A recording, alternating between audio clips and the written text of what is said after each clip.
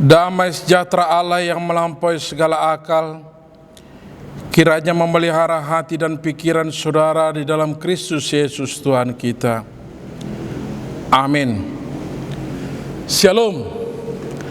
Saudara yang diberkati oleh Tuhan, pada hari peringatan turunnya Roh Kudus minggu hari ini firman Tuhan menyapa kita dari kitab Yesaya pasal 63 ayat 11 hingga ayat 14. Yesaya 63 ayat 11 hingga ayat 14. Mari persiapkan hati dan pikiran kita sambut firman Tuhan.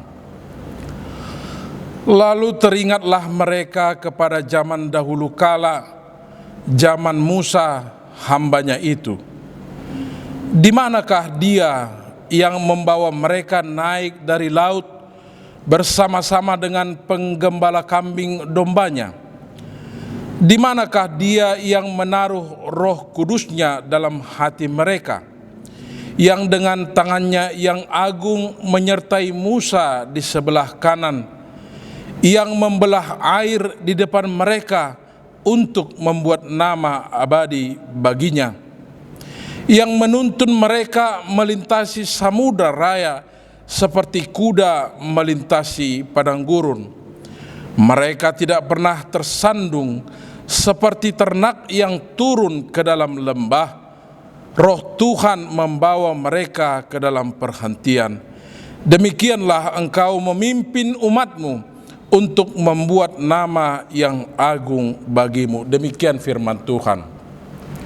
Saudara yang dikasihi oleh Tuhan,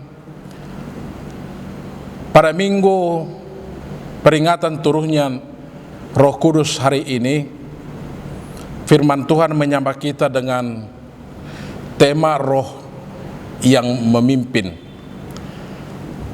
Sungguh sepatutnya kita mengucap syukur kepada Tuhan karena sebagaimana tertulis di Yohanes 14 ayat 26, Dia mengutus Rohnya untuk berdiam dan bekerja di dalam kehidupan kita masing-masing. Roh itu adalah roh kebenaran atau Parakletos yang akan menolong, membela setiap orang yang percaya kepada Kristus. Roh Kudus akan bekerja untuk menghasilkan karakter yang baru seperti Kristus, yang mencerminkan kehidupan baru setiap orang percaya. Umpamanya, apabila mungkin kita menjadi seorang yang suka marah, maka Roh Kudus akan memberikan kepada kita kesabaran dan penguasaan diri. Atau mungkin kita orang yang kecenderungannya adalah lebih mementingkan diri sendiri, maka Roh Kudus akan mengubah hati kita sehingga akan semakin peka dan peduli kepada kepentingan orang lain. Roh Kudus bisa memberikan kepada kita damai sejahtera pengganti kegelisahan, sukacita sebagai pengganti rasa rendah diri atau rasa kecil hati, dan kelemah lembutan untuk menjadi pengganti akan rasa kebencian. Saudaraku, begitu besarnya peranan Roh Kudus itu dalam kehidupan kita, sehingga dapat dipastikan ketika Roh Kudus itu menjauhi kita atau mungkin meninggalkan kita, maka yang terjadi dalam kehidupan kita adalah kita akan menjadi kehilangan semangat untuk melakukan apa yang berkenan di hati Tuhan, dan kita akan mengalami atau kewalahan untuk menentukan mana yang baik, mana yang buruk. Karena itu sangat dibutuhkan saudaraku yang dikasihi oleh Tuhan dalam kehidupan kita ini untuk memeriksa kembali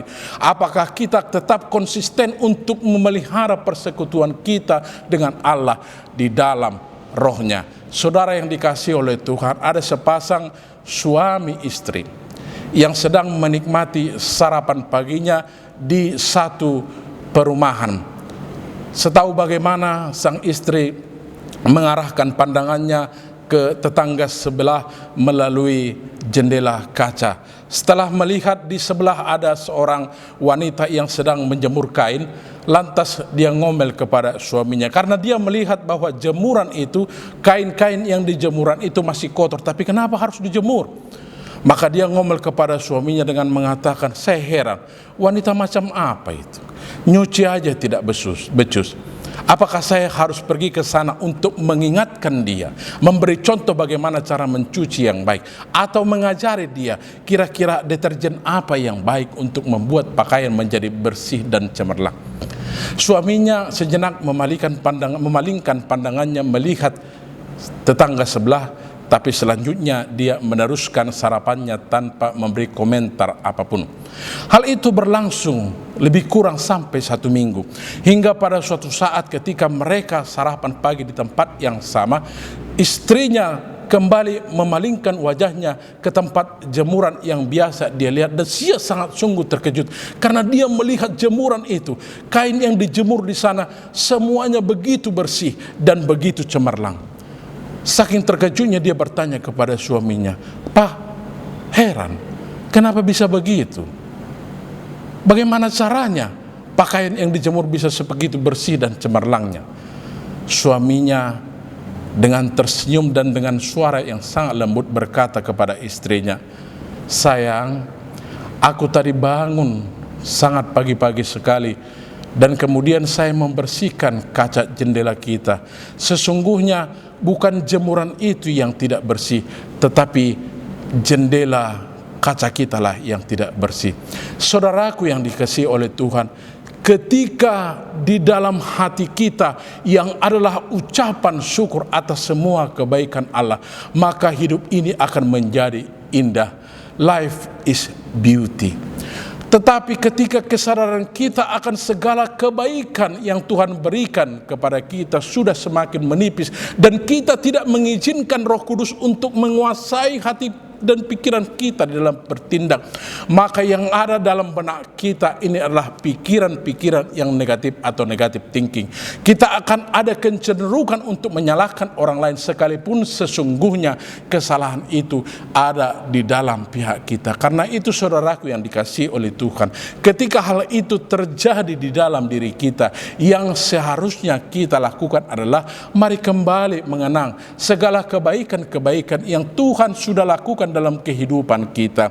Kemudian kita datang sujud menyembah, mengakui kesalahan kita kepada Tuhan, sekaligus memohonkan kiranya belas kasihannya tetap ada dalam kehidupan kita. Saudara yang dikasihi oleh Tuhan, itu jugalah yang boleh kita lihat dalam perikop kita pada saat ini, dalam Yesaya 63 ayat 11 hingga ayat 14.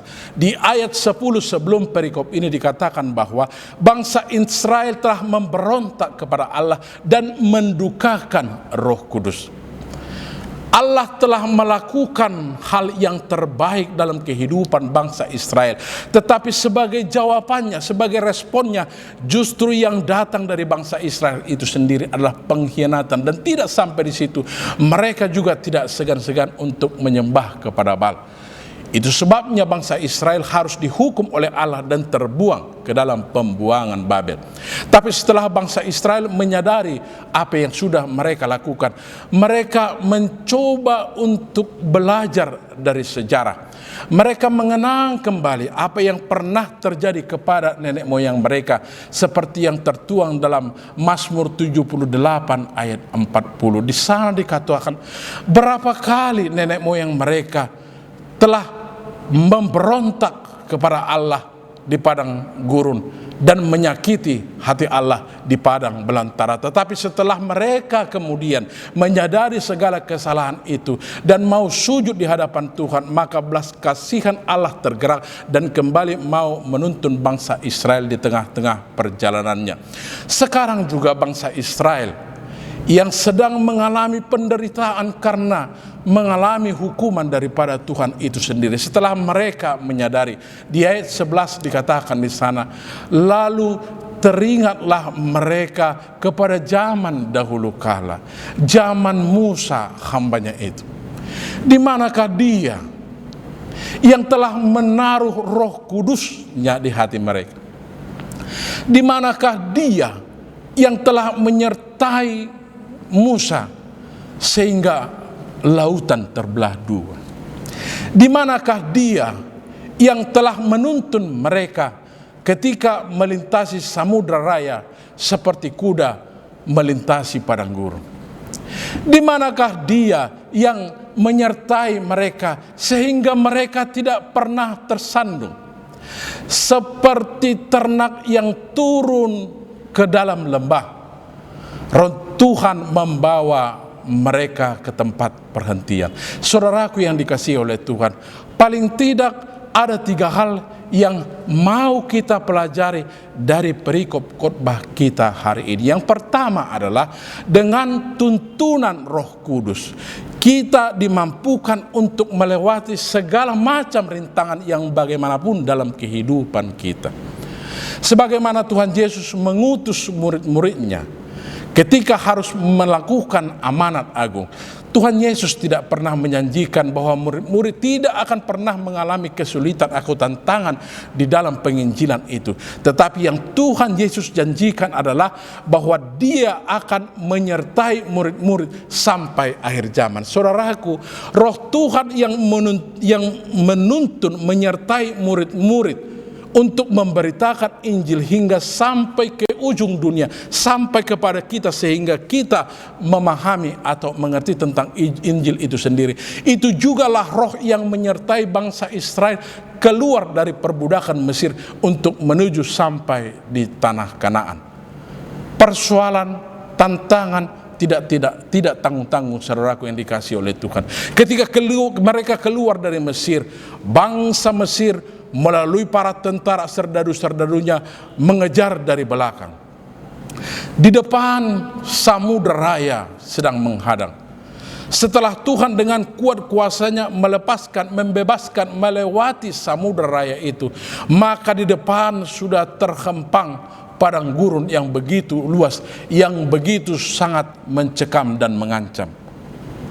Belum lagi mereka harus menghadapi penduduk asli yang ada di tanah Kanaan yang bangkit untuk melakukan perlawanan. Tetapi semuanya itu, saudaraku yang dikasihi oleh Tuhan, bisa dilalui oleh bangsa Israel atas tuntunan Tuhan. Itu mau mengajarkan kepada kita, saudaraku yang dikasihi oleh Tuhan, apapun pergumulanmu dalam setiap perjalanan kehidupanmu, tanpa melihat apapun keadaannya, bagaimanapun bentuknya, tapi bersama Tuhan di dalam Rohnya kita akan bisa melalui segala persoalan itu. Yang kedua, mereka tidak pernah tersandung. Saudaraku, 40 tahun bukanlah waktu yang sangat singkat. Dan sebagaimana 1 Petrus 5 ayat 8 jelas dikatakan di sana bahwa iblis itu tidak pernah diam.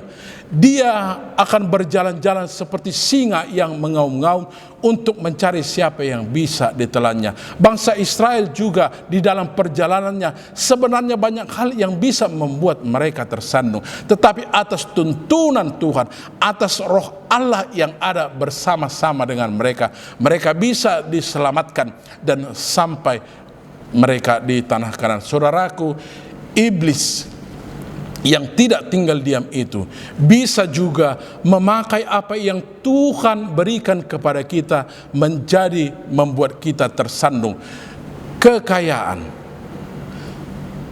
anak-anak yang Tuhan berkati, jabatan kita bisa diarahkan oleh iblis menjadi berhala bagi kita sehingga kita mendukakan hati Roh Kudus. Karena itu, saudara yang dikasihi oleh Tuhan, apapun yang Tuhan berikan kepada kita, kekayaan, anak-anak, jabatan, mari minta tuntunan Roh Kudus supaya kita tahu apa yang harus kita lakukan sesungguhnya untuk semua yang Tuhan berikan dalam kehidupan kita.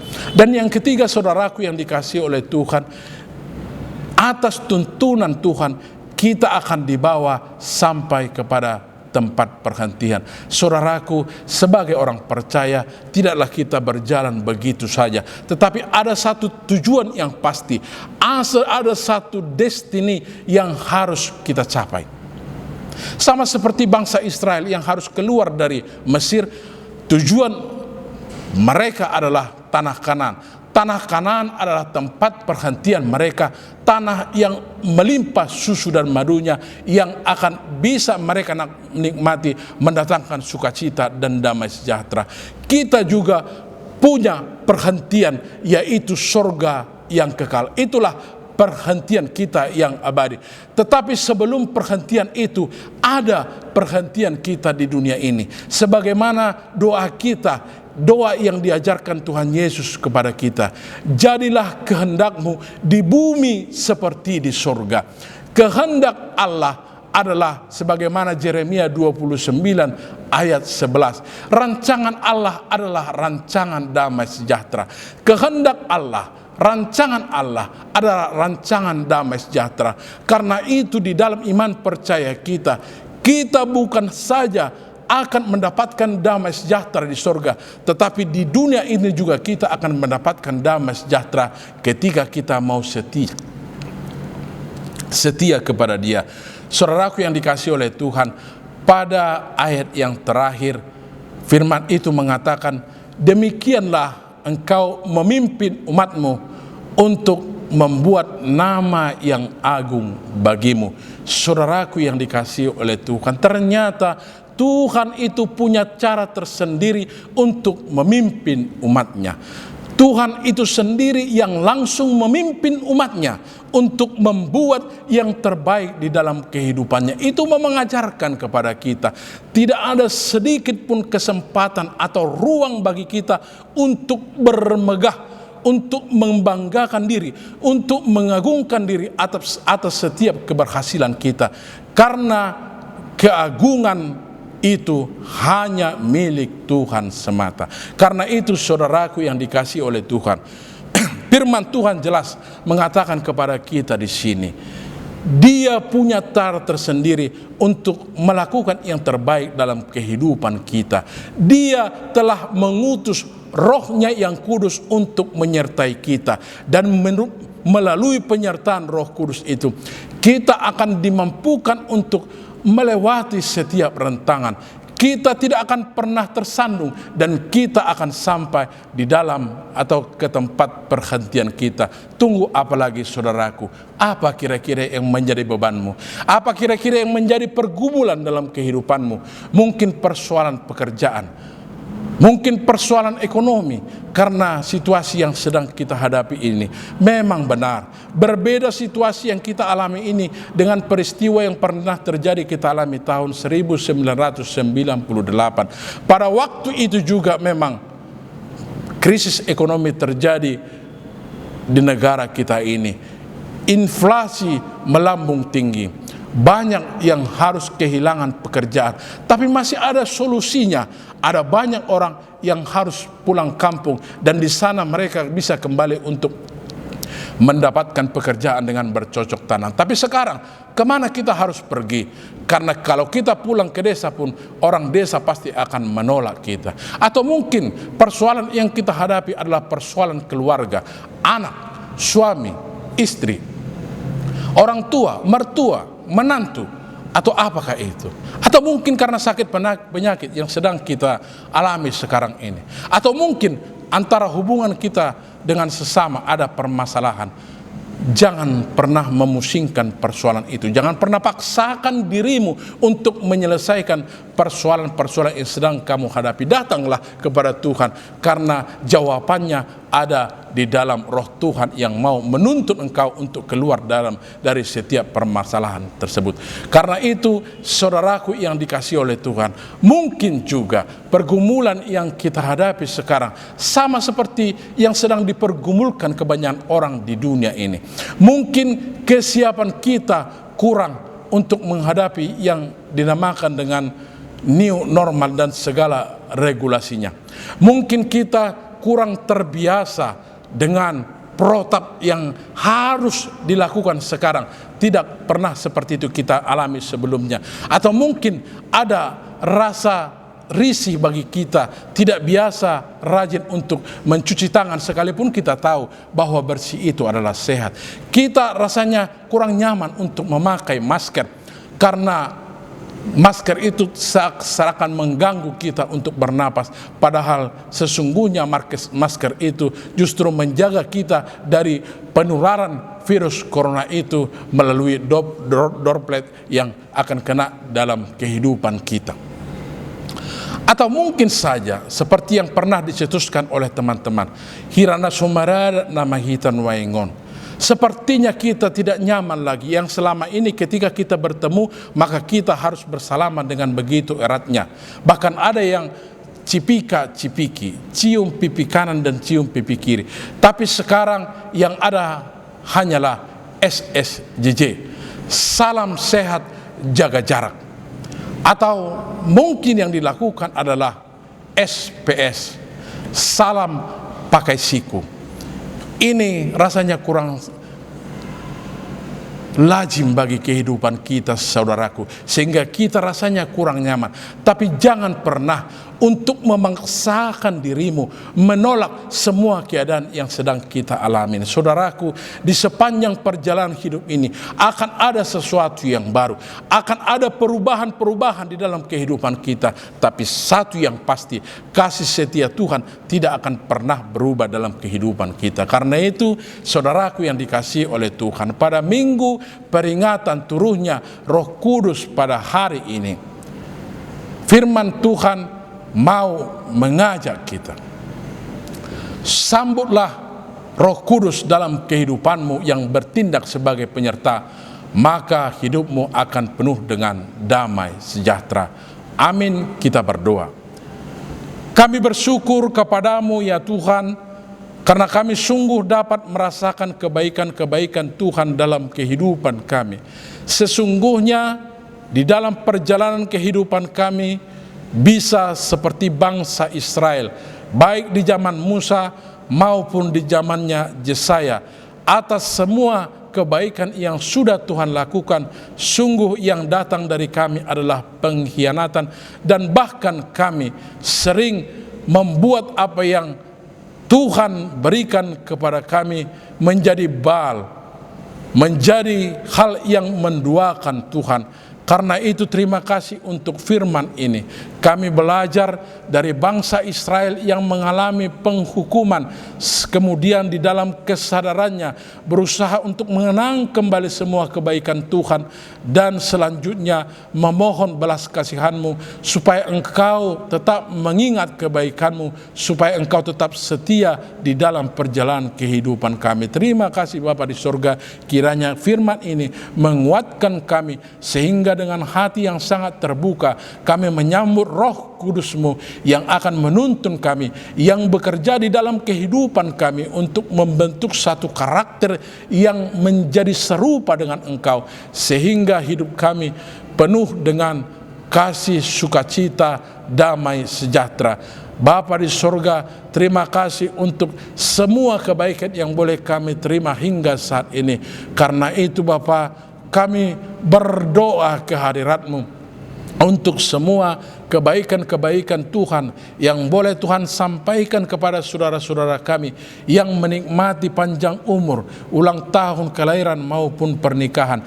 Biarlah Tuhan semakin tambahkan berkat yang melimpah di tengah-tengah kehidupan mereka. Jaga kehidupannya, berikan kesehatan, berikan kekuatan, berikan hikmat, supaya mereka semakin mengerti sungguh dalam kehidupan ini harus senantiasa berserah ke tangan Tuhan saja. Terima kasih Bapa di surga, kami juga yakin dan percaya Tuhan pasti akan memperdulikan saudara-saudara kami yang harus terbaling hingga saat ini, mungkin di rumah sakit atau di rumahnya, yang dalam pemulihan juga. Tuhan, biarlah Engkau lawat, biarlah Engkau kuatkan, teguhkan iman percayanya, supaya tetap mengandalkan kasih setia Tuhan. Kami tidak lupa untuk pemerintah kami, biar Tuhan berikan hikmat dan percaya.